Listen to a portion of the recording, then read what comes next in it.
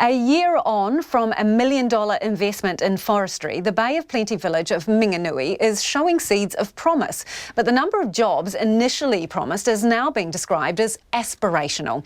After the plug was pulled on a roaring logging trade in the 1980s, many in the village lost their jobs and lost hope. But since its settlement with the Crown, Ngāti Whare invested in a local nursery, which attracted a $5.8 million boost from Shane Jones's regional money bag. And now it's leading the way in regrowing New Zealand's native forests. But is it also another case of the government over-promising? Our reporter Alex Perrottet and cameraman Dan Cook went to Minginui to investigate. Nestled in the foothills of the Uraweras, winter comes early in Minginui. The angled sun casts long shadows on the frosty lawns. Some of those lawns are well kept, while others are out of control and growing over long-abandoned, burnt-out homes. It's been decades since the glory days of the sawmills, when the plentiful supply of native trees was logged and people lived well. Now there's fewer than 200 people in the village and no shops. But even before the government's cash injection here, a new seed began to sprout. Ngāti Whare opened a nursery to propagate native trees and regenerate hundreds of hectares of the Whirinaki forest. And the project has given both the old and the new generations a new purpose. 24-year-old Te Aue August was idle, unemployed and, well, growing other things. I used to be a hardcore marijuana smoker. And when they offered me a job, I went cold turkey. That was the hardest time of my life. Really? So how long ago was that? So I've been here for over a year now, and it took me, from the first day she offered me a job. So that's about a year ago now. I've been clean, and it took me this job. And they test regularly here? Yeah, they do. And what happens if they find a bit of a... Sayonara. It is pretty much see you later. But her boss, Mere George, says it's not as simple as that. It is very different to, I guess, other workplace policies. We've got the ability to have, low-risk jobs. So rather than it be a barrier to employment, we work very closely with our team members to pass drug tests and provide incentive. Mere George says thanks to the Growth Fund, productivity has increased from 80,000 to 400,000 plants in the last financial year. She expects this financial year to close with 1.2 million new trees. She says there's now 18 full-time workers, and by the end of winter, that figure will more than double to 40. But that's a far cry from the 90 jobs that were promised to many locals who are still on the waiting list. There was a fair amount of creative media reporting on the 90 jobs.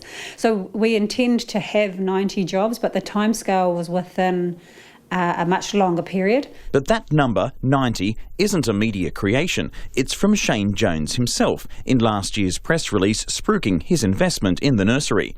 In his visit to Minginui, he stood by the number. Well, the 90 figure is aspirational, and I'm not going to resile from it. I do feel the greatest challenge in this type of enterprise is filling the order book. So when the order book grows, then obviously my confidence about the durability of the business will grow. But as I am sitting here today in Minginui, when I look at the young people, when I look at the infrastructure that's being built, and I hear from the commercial advisor, I leave Minginui very, very confident. So confident in what's being done here among the free-roaming horses of Minginui, Mr Jones showed his disdain for the naysayers and even seemed to be making policy on the hoof. We won't be reviewing, we'll just be changing it. We need to create jobs and industry, because this is all going to grow exponentially. The minister saying he'll push to change the law allowing greater harvesting of native plants for products such as furniture, and it could happen thanks to cutting-edge technology that's being trialled right here in Minginui. A special hormone is added to rimu, kahikatea, totara and miro clippings, which are then replanted, helping them to grow their own root system and become new trees. The method means they'll grow faster, in greater numbers and at a far higher success rate than growing with seeds. And for Te Aue August, the growing bank account is also starting to make a difference. We can afford to buy paint, fix our fences, finally start getting parts that we couldn't afford for our houses. Thanks to the jobs at the nursery, people in Minginui village have been able to live better. Some have been able to do up their houses. But buildings such as the Minginui Community Store and the post office still lay derelict and abandoned.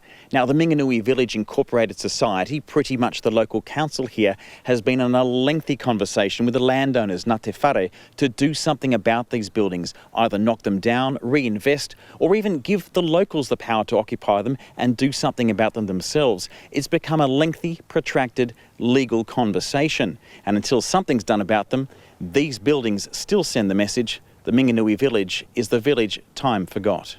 Winiata Tamaki is in charge of the Incorporated Society and says he's still waiting to hear back from Ngāti Whare. It was a list of 21 questions that we wanted answered. We took that to the meeting and they have had to consult their lawyers to find possibly the correct answers to give to us. My key one is to have everyone on the same level, to have that ownership, that they own their home, that they have the right to occupy the land that that home is on, and then we can move forward in terms of, or they could move forward in terms of having their homes repaired. Without that clarification, it's not going to happen. Bronco Carson is the chair of Ngāti Whare Group, which owns the land at Minginui. We are forever actively working on things to better Ngāti Whare and Minginui and Te Whaiti within the rohe of Ngāti Whare. Little steps, we aren't making promises. We wait until we've achieved something and then we communicate it out because we don't want to build expectations. This employment platform here, it was something that Ngāti Whare funded ourselves, and with what's happened, we're in the right place at the right time. So we as iwi are taking the initiative in terms of fronting up with our own coin to get things going. That coin has indeed been invested. The Waikotikoti Marae has almost completed its $1 million refurbishment and has its official opening this weekend. But Winiata is clearly unsatisfied. We're always constantly asking, when is the next meeting, when is the next meeting? And it's just, time in terms of waiting for the other parties to come and say, hey, we're ready to meet. But in the meantime, people like Te Aue August are standing on their own feet. Her father and her 2 siblings are working here as well. With a growing workforce, they say others in town are cashing in, with 2 other families making and selling lunches to the staff. And for Te Aue, it's not just a job. She's keen to pass on her knowledge to others, including the minister. Kānuka seed's smaller and the Mānuka seed is a bit bigger. How about girls? Do not play. Te Aue says the job has changed her life and given her a reason to aim even higher. I'm saving because, I want a life. Yeah. And you're going to live in Minginui? For the time being, but I see myself spreading my wings. And that was Te Aue August ending that report from Alex Perrottet and Dan Cook. And you can see that piece online. We'll put it up on our website page and Facebook.